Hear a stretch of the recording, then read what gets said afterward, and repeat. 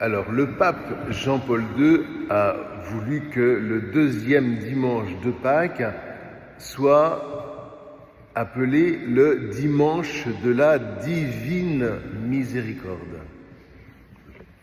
Et donc, qu'est-ce que la divine miséricorde? Et pourquoi la célébrer le deuxième dimanche de Pâques? Et il me semble que justement les textes de la liturgie peuvent nous aider à comprendre. Pourquoi Thomas doute-t-il? Est-ce que ce que lui disent les disciples est trop difficile à croire? Est-ce que ça le heurte? Non. Vous voyez, c'est juste parce que le mystère qui se déploie après la résurrection du Christ est comme trop abondant. C'est comme un torrent qui s'abat sur la maison, vous vous souvenez de la parabole? Et quand vraiment on fait cette expérience du Christ ressuscité et que ça nous touche à l'intérieur, mais ça nous ébranle.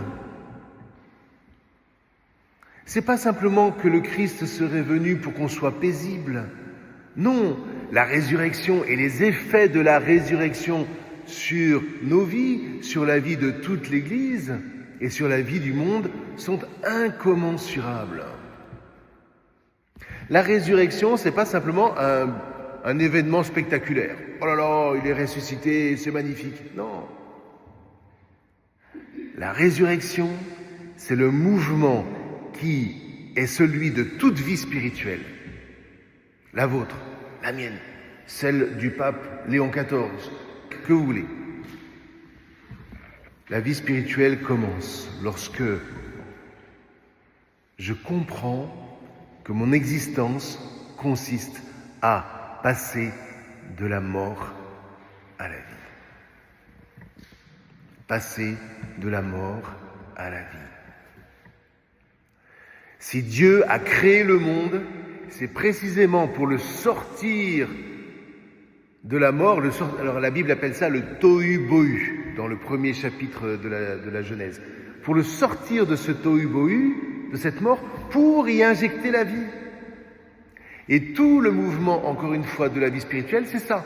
Tu traverses une situation de mort, tourne les yeux vers Jésus, attache-toi à lui et tu verras comment, d'une manière ou d'une autre, c'est de la vie qui jaillit.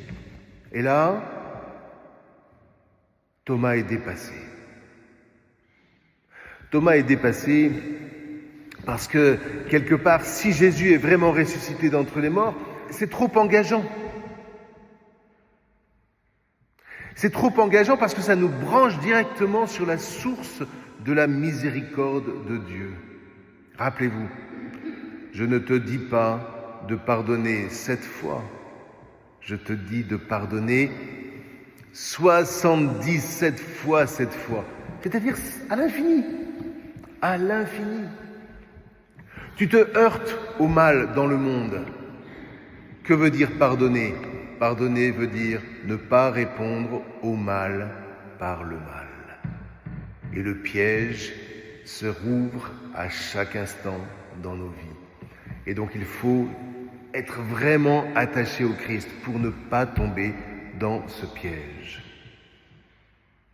Face à ce déferlement de vie qui nous secoue, il n'y a qu'une seule ressource. Non pas chercher à toucher Jésus, mais se laisser toucher par lui. Par exemple, il y a un très bon exercice dans l'Église qui peut-être se vivra début juin pour la fête du Saint-Sacrement. Le groupe de jeunes qui vient parfois chanter propose de faire une adoration le samedi soir et de l'animer par leur chant.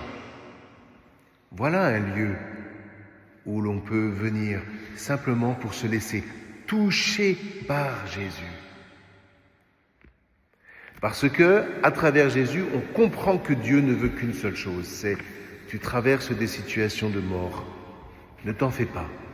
Laisse-moi te toucher à l'intérieur de toi et tu trouveras avec moi les ressources de vie.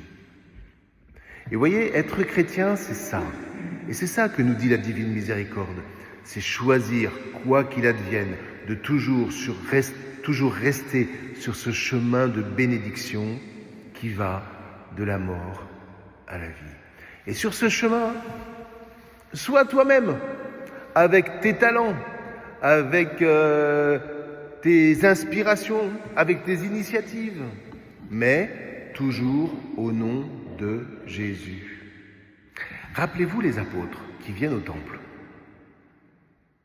Ils trouvent un homme à la main desséchée. Ou non, ils trouvent un homme paralytique. Pierre lui dit, « De l'or et de l'argent, je n'en ai pas. Mais ce que j'ai, je te le donne. Au nom de Jésus, le Christ, lève-toi et marche. » Il ne dit pas seulement « lève-toi et marche », il dit « Au nom de Jésus, le Christ, lève-toi et marche. » Eh bien, voilà le chemin de la divine miséricorde. Regardez, à Tramail, l'Institut.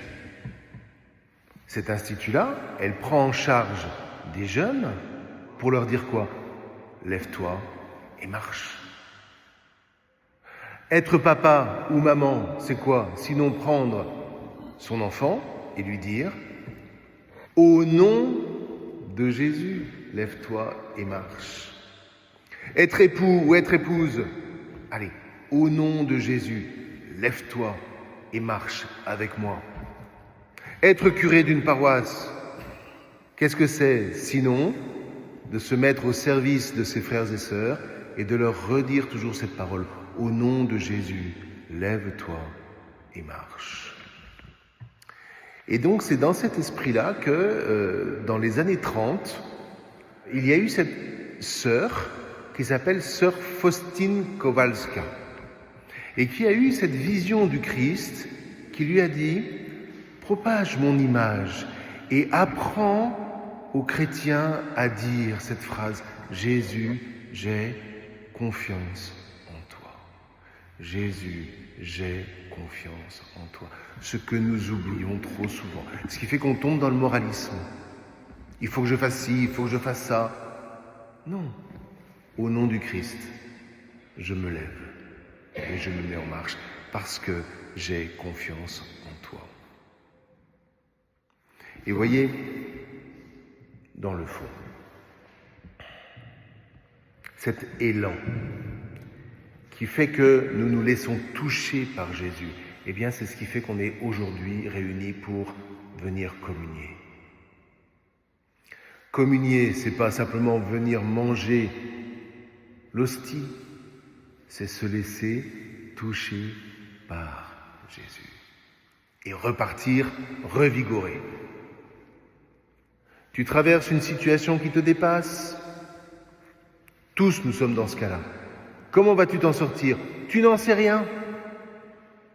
Mais ce que tu sais, c'est que si tu gardes Jésus auprès de toi, si tu lui redis « Jésus, j'ai confiance en toi », si tu te laisses toucher par lui, si tu as la foi, eh bien il te sera donné quelque chose qui fera que tu repartiras vivant, que tu trouveras la vie là où tu as peur de ne plus la trouver.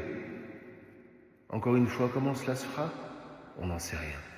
Mais si on le vit ensemble, il n'y a aucune raison d'être découragé. Jésus, j'ai confiance